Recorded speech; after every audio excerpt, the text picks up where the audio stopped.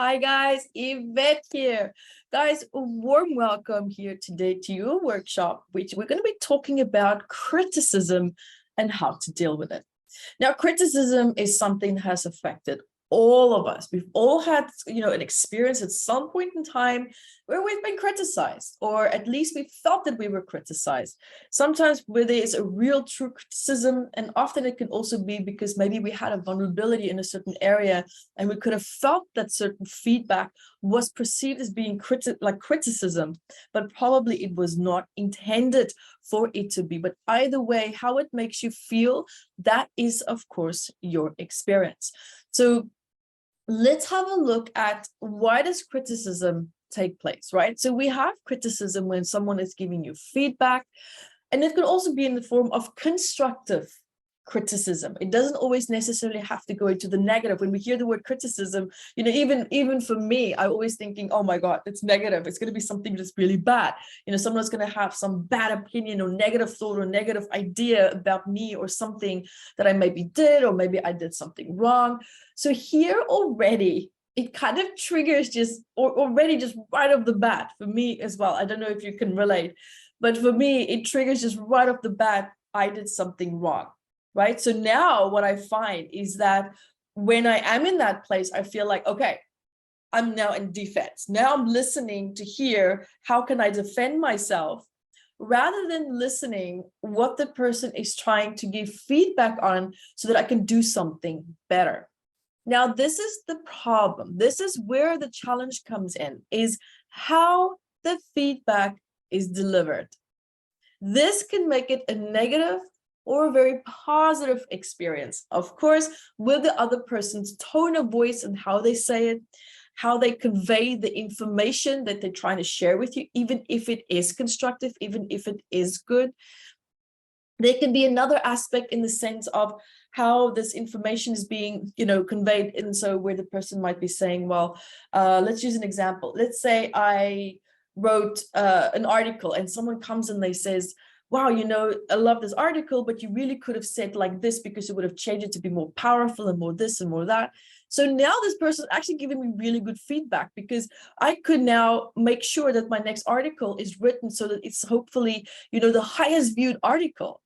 But because we do have, or at least most of us, we do have a sensitivity to criticism when it comes to criticism that is directly connected to something that we did. Because when we say something, when we do something, when we try to create something, all this is coming from our deepest thoughts, feelings, and expressions. This is all stemming from our foundation and stemming from our patterns and who we are. It's almost like an expression of your soul, right? Imagine that you can put your soul in a verbal format. That's basically what's happening right now. I'm bearing my soul to you here in a way where I'm doing this workshop with the intention to support you and to help you. But of course, now there can be some of you that might be sitting there thinking, oh, her hair doesn't look great, the background is too white, or maybe her lipstick is not the right color, or there's always going to be something, right? But the intention of the feedback, that is normally what people also can feel, right? If it's to help or if it's purely just to criticize. But there's also another type of criticism that where I've come to learn, I especially experienced with my dad, I experienced with him where he would constantly criticize me. And what I'm hearing is how stupid and dumb and not good enough I am. But in his head, he's motivating me because he had that toxic motivation from his parents. And so now the pattern with me continues to repeat. So I have figured him out. I have started to understand that his intention was not always necessarily to break me down, but he just didn't have another more emotionally aware way and technique of conveying that message. And that comes from needing to have a more level of sensitivity to emotional intelligence. Now, my dad's a terrible example for that because he was a medically diagnosed sociopath. So these people do not have that capacity, or even they don't have even the desire to put themselves into your shoes. So this is now where it can be a little bit more, it can hurt a lot when you deal with a narcissist who just doesn't care, when you deal with an abuser and a bully and people who have medically and psychological dysfunctional problems. This is where it really, really can feels so much harder. Like you really have to pull out that sense of enlightenment almost out of you to try to understand where are these people coming from, to hear something other than just an attack. That's the hardest part. And for me, that was also the hardest part, to learn to understand how to deal with this feedback. And what I realized I had to do personally for myself was to address and look at the wounds that I was feeling because of my dad, because I couldn't interpret or understand as a child what he was even saying or trying to mean. Like I just heard there was just a jerk being mean to me, right? So, and that becomes our story, that becomes our foundation. And then that foundation, we continue to take that with us into our adult life. And often the inner child can constantly be reacting in future criticisms and feedback the same way, because it's the inner child that's listening for what did I do wrong? Rather than us stepping into the adult self and going, okay, I feel hurt, but let me just pause, inner child, just pause. Let's see what else is going on. This is now when we step into that emotionally aware, that emotional intelligence aspect of ourselves as well. It's fundamentally important. But I know and I understand sometimes a trigger can be so strong that we have a knee-jerk reaction. And absolutely, I have, of course, also had a knee-jerk reaction. But it's important to sometimes just take those few steps, just back, right? And reassess, breathe, and then evaluate what happened versus what I thought happened and versus what my inner child thought was happening. Now, another point of criticism that can come forward is also projection. Sometimes criticism can be in the format of someone projecting their limitations onto you, right? So there's, especially, and this book is probably the biggest example, because this is my pride and joy, right? So this is my second book that I wrote. Finding Your Own Voice, my autobiography, is my first book. This was my second book. I cannot tell you how many people have sent me the most disgusting emails and messages where people say, I'm not even going to say it here because it involves really intense swear words. But people just saying there's absolutely no way that you could have written that, there's this and this and that. And what I realize when people say that, they have projected their limitations. So this criticism is actually their negative projection in terms of their perceived limitations. Well, if they can't do it, then how can I? Right? So they almost have to try to dumb me and other people down to feel that they are superior, or at least that they are equal. Now this is triggering their self-esteem issues, which has got absolutely nothing to do with me, but is being projected. And of course you feel it is now becoming a part of your problem because you now have to deal with this vomit that has been thrown at you. So projection criticism, for me, I call it vomit, because that is really what it feels like. You feel just, and you can feel there's something that's just out of alignment with what the person said. But sometimes we can feel so upset, so emotional that we don't necessarily realize consciously, oh, they're projecting their weaknesses onto me just because they think something is impossible, or they can do something that I cannot. Well, I'm sorry, that's your projection. So the other part also is, and this projection is very much connected to jealousy, right? So of course we have people that's super jealous and they don't know how to control their emotions, and that jealousy just comes out and it's mingled in between criticism. So this can also be one aspect in terms of how criticism can come forward. And for me, the best criticism is constructive feedback. Now, let me just put it like this. How do you even know that you're dealing with constructive feedback? When I know that I'm dealing with feedback from someone that is emotionally aware and has good intentions, is when that person tells me, I love what you did. Feedback, right? Have emotional awareness in terms of how do you give feedback. You always compliment first, and then say, I love what you did. Have you thought of that you could have maybe try add that or this or that? How did you feel about that? instead of just going blah, right? There's a gentle, beautiful way of how feedback can be given.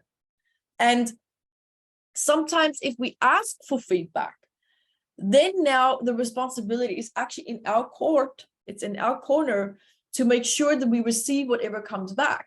But of course, you have a right to feel respected in that process. But it's important to understand and to remember that maybe sometimes people will not have the capacity to give you or show you the respect in the way and the vibrancy or the frequency that you needed to give to them, because they are in a completely different paradigm, right? So sometimes it's hard to call people into your world of communication if their world is somewhere else. So keep that in mind. And just because there's different worlds, it doesn't mean that it has to be an attack you. It doesn't mean that it has to be something that's negative coming towards you as well. So when we look at these points and when we look at these aspects, it's important to keep that in mind, especially in the heat of the moment. This is the hardest part. And that's why in moments like that, I love to take a deep breath, because it tells the amygdala, which normally gets triggered. You know, the amygdala is all about, you know, it's the inner 4-year-old. Take a deep breath, because that calms down the amygdala. It tells the amygdala, just pause. It's okay. Pause. That's the first thing that I do normally. And it's so automatic for me now that I just do it. I don't even have to think about it, because my brain is so wired that the moment when there's conflict, I immediately take a deep breath. And I started to notice it. I'm like, oh, wow, this is so cool. My brain is now automatically just telling my body, take a breath. When I feel my stress levels are increasing, it's not even with criticism. It's just with stress in general. It's pretty awesome. So the more you can live mindfully and take a deep breath every time when you feel, you know, attacked or stressed, or like things are just getting too much, and you feel very reactive, take a deep breath. And also, if you can take a deep breath and hold it as long as you can and exhale out the nose, you're going to have an even deeper reset. Now, when we also have criticism coming forward, we can also, of course, have people that's projecting their unresolved wounds, or perhaps aspects where maybe you did something and they did something similar, and maybe you did it a little bit better than them. And criticism can come in, of course, now in the form of jealousy one more time. So it can have so many angles and ways that it can come forward. But what is now then the two fundamental points? Number one, take a deep breath. Number two, assess, is there actually something valuable in what they're saying? If there is, let that become your focus point, especially if there's not something that you can do about all the other junk that they might have said to you. Maybe they vomited on you, but they had one valuable aspect, right? One valuable aspect. And then see how can you turn that around and use that to your advantage to climb the ladder, right? So now change your mindset into becoming motivated and thinking, okay, well, I'm going to nail this even better, but not to show the other person wrong. That should not be the goal. The goal should be to climb the ladder in your experience and to improve what it is that you wanted to do, right?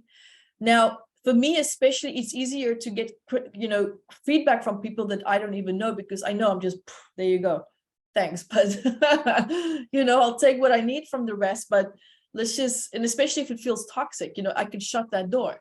But if it's someone that you have to live with, someone that you do share a house with, or somewhere along those lines, then I would actually communicate and ask them, please, if you give me feedback, I need it. I value what you have to say. And what you have said in the past has tremendously helped me so much. But in order for me to hear you better, can you please communicate it to me in this format in the future? You have every right to ask that. Every right. But did you see the way that I communicated it so they don't feel attacked, right? Compliment them for their sharpness, for their intelligence, and how, and you know, show them how they have helped you in the past and that you do value what they have to say. But the way that they say it is just, you know, it's hitting pain points in me. And it makes it harder for me to hear your feedback. Can you please help me to reconstruct the way that it's communicated so I can fully hear the message of what you're saying, because what you're saying is really important to me. Wow, what a beautiful platform now to come together. I kid you not, it will work. I kid you not. All right, guys, let's get our writing pads out, because we're going to do an exercise, and I'm going to do the exercise with you guys. So And the exercise here, what we're going to do right now is to help you to kind of just feel a little bit more comfortable with criticism and to get to understand yourself a little bit better when you are in a place where you feel there's now perceived criticism coming towards you, and how to show up a little bit stronger next time. Now, the first question that I have for you is, how do you feel in relationship to criticism? How do you feel in relationship to criticism? Meaning when it's coming in your direction, when you feel criticized. How do you feel other than feeling criticized, right? So the reason why I'm phrasing it this way is because I want to get into the emotions. So let's do it. How did you feel, or how do you feel when you are criticized?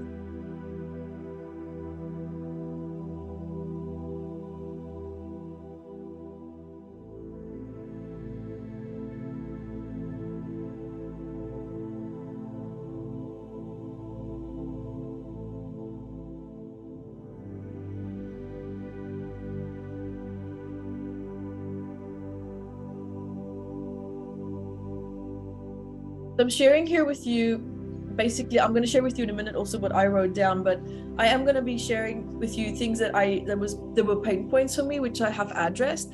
And so basically, I'm going to be sharing with you how I managed to navigate my way through this, but I'm going to give you real honest answers of how I felt in the past as well. So I'm going to give you a few more seconds. How did you emotionally feel? How do you emotionally feel when you are criticized?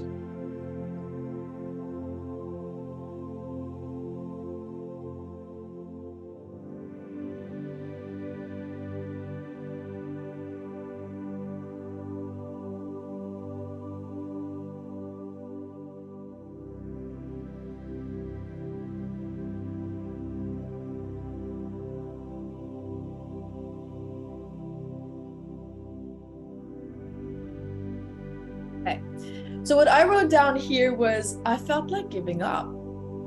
You know, I think for me in the past, I was always so tired of just constantly feeling opposed to that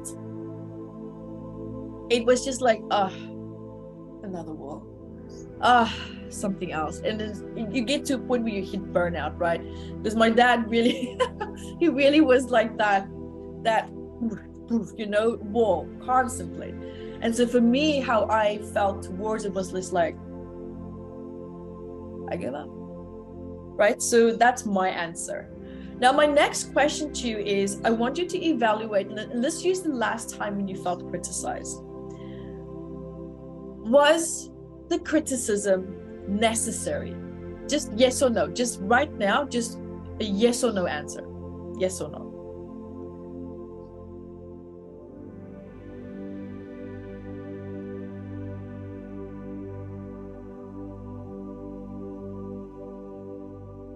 And I want you to intuitively feel into the answer. Yes or no, just bump.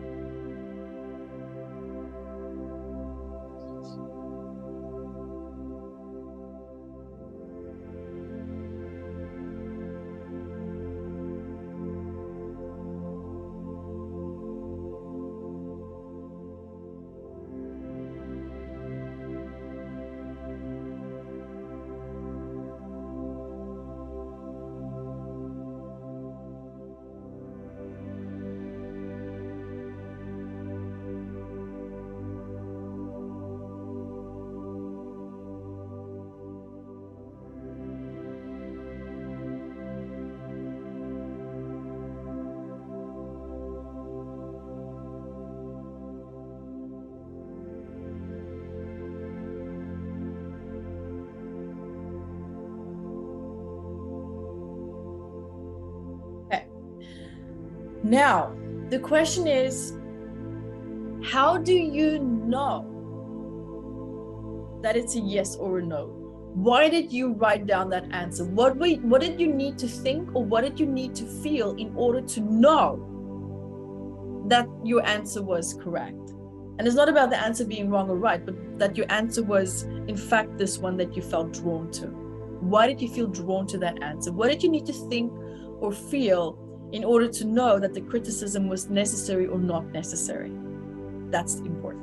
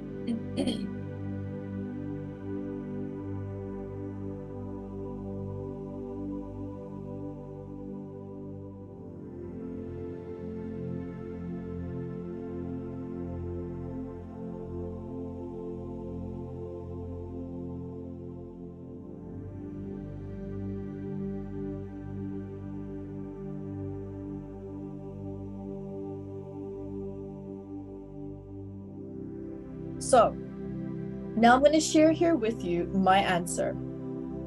So my answer was yes. The criticism that I had in the past, the last time, was actually, for me, I felt, yes, the criticism was needed. And why did I write down yes? How did I know that the criticism was correct or was needed? So I felt that someone was actually pointing out a bad pattern and habit that I had with the intention to help me, because it was not having a good influence on my health, right? So, and that was working too much, too many long hours and not resting, not taking a break. So this is how I feel and know that the criticism for me was correct. Now, the next question I want to ask you is, what went through your mind when it happened? What went through your mind when it happened?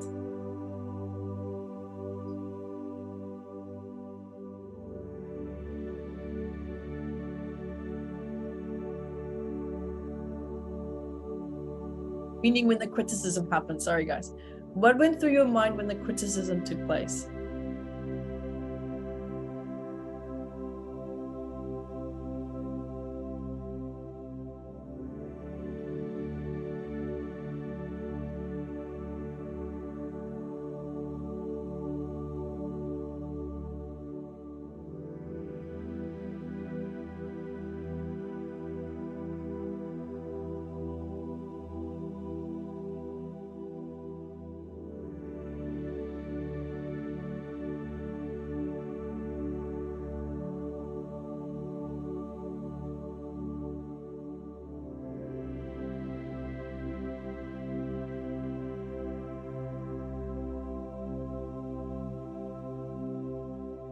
So my answer was, what went through my mind was, I'm never enough.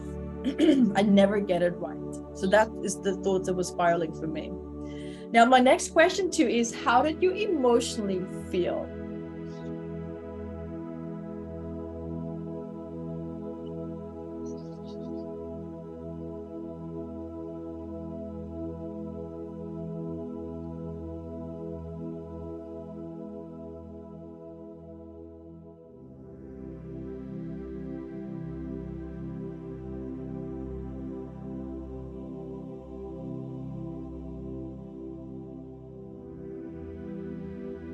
So my answer that I wrote down here was, I felt attacked. Okay. Now, my next question to you is, when the criticism took place, how did you want to initially react in that moment? Be really honest with yourself. How did you want to initially react in that moment? Even though you probably didn't, how did you really, really want to react?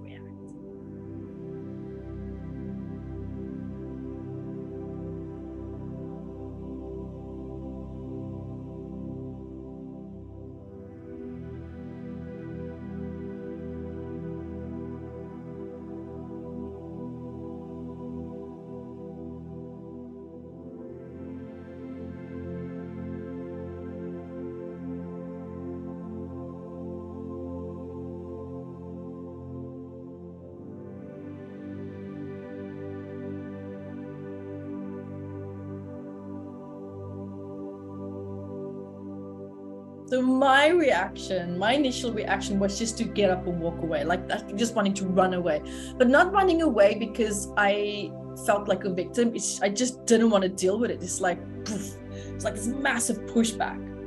Now, this last answer that you wrote down, so I wrote down run away. The answer to this question, I would like for you to intuitively just feel into it. Just when you close your eyes and you think about that feeling of you wanting to take that action or how you wanted to initially react, just 1, 2, 3, bump. How old are you? which part of you is coming forward right now?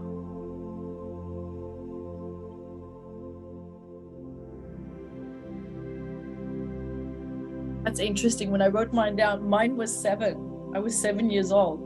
Okay. All right. Now, my next question to you here is, as you're looking at all the answers that you have been writing down since we started, right? When you're looking at all of them,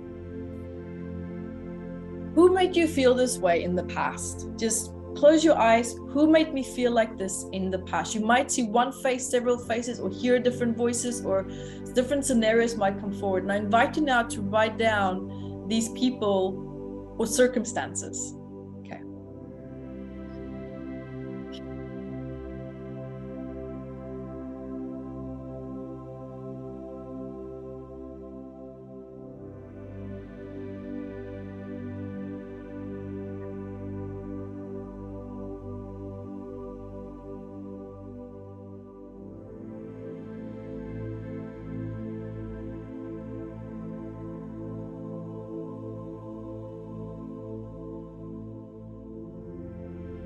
So for me, what I wrote down here, and I'm doing this fast because you're not meant to think about it. It's just 1, 2, 3 who comes to mind, right? And don't question it. So I wrote down my mom, dad, and a teacher that I had in primary school. Okay. So now, apart from that, when you were in the situation where you felt criticized, what weakness did that criticism show you? And here's now the point. There's no wrong or right answer. Whatever you feel, the weakness it is that it showed you. What was it? Not the criticism even itself. It could be even in the way that you reacted, the way that you responded, the way that it made you feel. What was your weakness in that moment? You feel, okay.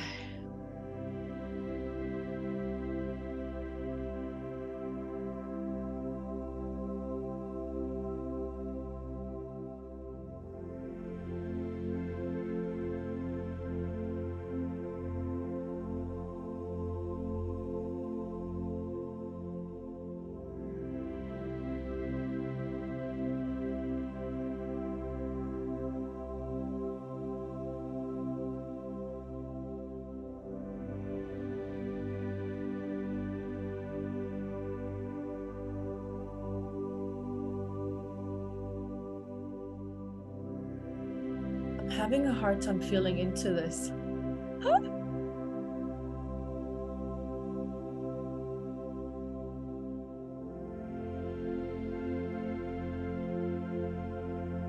Oh, there we go. Okay, my answer. So my answer was impatience. I was thinking when I was listening to the criticism, I'm just like, I just want to run away. I'm so angry. Like I'm getting so triggered. Like I just didn't want to sit there.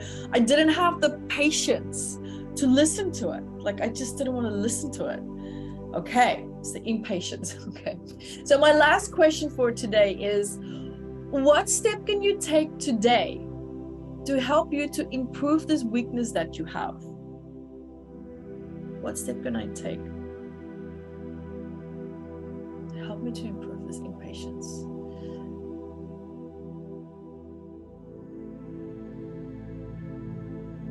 Okay.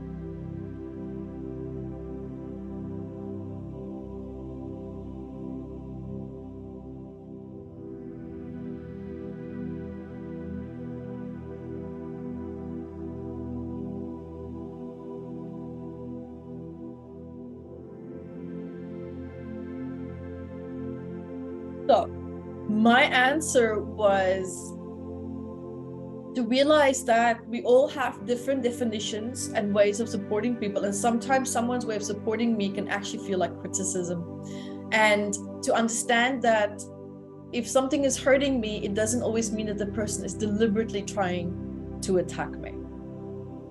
And just this thought alone already helps me to feel more patient, to be able to hear what that person has to say. Very powerful. I love it. Okay, so now what I would love for you to do is, to the people that you wrote down the answer, the circumstances of the people, I would love with you right now to take a nice deep breath with me.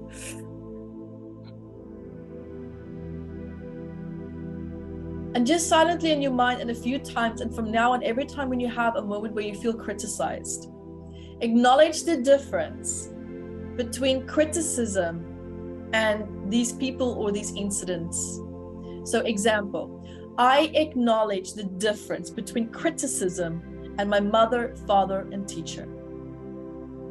And what we're doing with that acknowledgement, with that affirmation, is that criticism can be something separate that doesn't always have to trigger these old wounds from mom, dad, and the teacher, for me personally. So every time when I'm in a place where I feel criticized, it's like, okay, let's hear what they have to say. This person is not my dad. This person is not my mom. This person is not my teacher. Let's give them a chance. Maybe they're wobbling because they don't know how to communicate. Maybe they just suck at how to articulate their thoughts. Okay, well, maybe this person is trying their best, even though it doesn't sound like that. Even if they might sound abusive, maybe abuse is their language. But I've already told you earlier in the video how you can correct that. So guys, there you have it. Thank you so much for being here with me today. And until next time, be the light that you are. Bye, everyone.